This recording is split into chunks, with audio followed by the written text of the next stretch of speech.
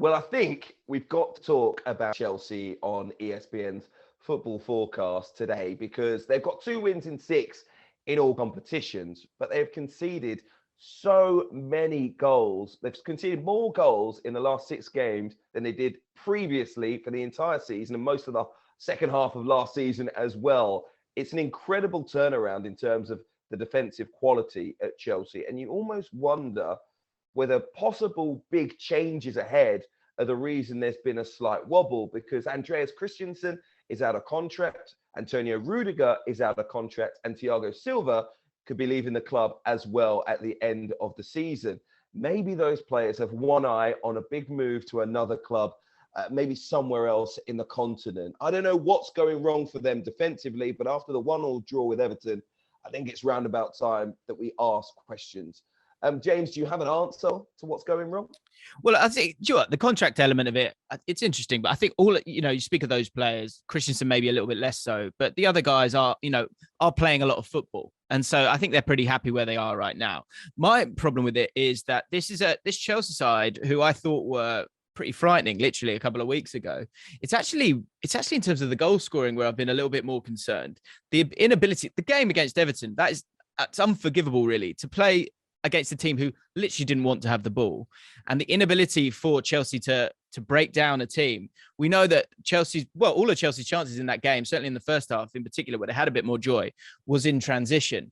And this is a problem that we've seen with all of those, top clubs that want to go and win a Premier League title, is that you've got to be able to break teams down.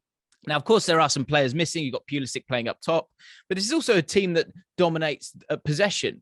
So this is the question for Tuchel now, is that they've gone from being a solid team to a team that's kind of good in transition, and now they are feared by everyone in this league, and it's got to a point where they're starting to struggle to break teams down, and that's where they're going to need to fix this pretty quickly. Because often, talk about a defense, it's about game state a lot of the time. For example, yesterday, Reece James, if he scores that goal in the first 5 minutes, then the game state is different. Everton have to come out a little bit more.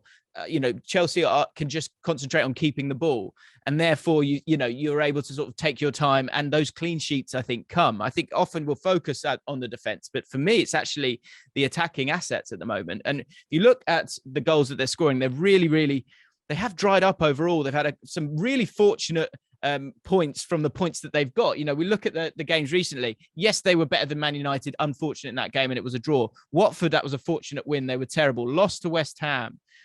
Drew with Zenit St. Petersburg.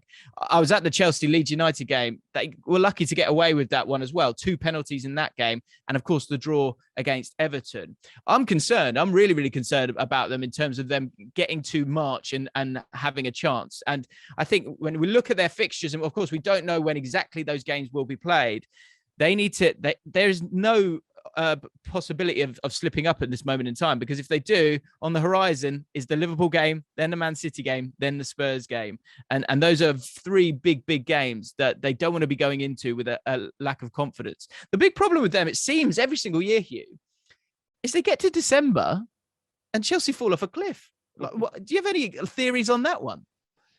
I don't really. I mean, what I would say in terms of this campaign is other clubs have been building rhythm. Liverpool have been steadily building, working out what their best choice combinations are all over the field. They've been steadily building and putting results together. Yes, they've been brilliant from the start of the year. So let me correct that. Not in terms of results, but in terms of being a potential title winning side. They've been an excellent team from the start of the year. They've been purring. Maybe the results are even beginning to tail off for them, and they're just trying to figure out whether they've got another gear as we go into the Christmas period. Manchester City have sorted it out. They found a recipe now for success in terms of what could be, for them, a title-winning side, playing beautifully right now. And Chelsea have been disrupted. They started and they thought, do you know what? If Romelu Lukaku settles in, having arrived from Inter Milan, we could have a title-winning side here. And they began to really settle into a groove. And then they lost players through injury and other reasons, in particular their midfield. And that was really their engine room, but also the conductors. Jorginho is back in the team, but he had a couple of games out. N'Golo Conte and Mateo Kovacic have been massive misses. Hugh, let me ask you this question.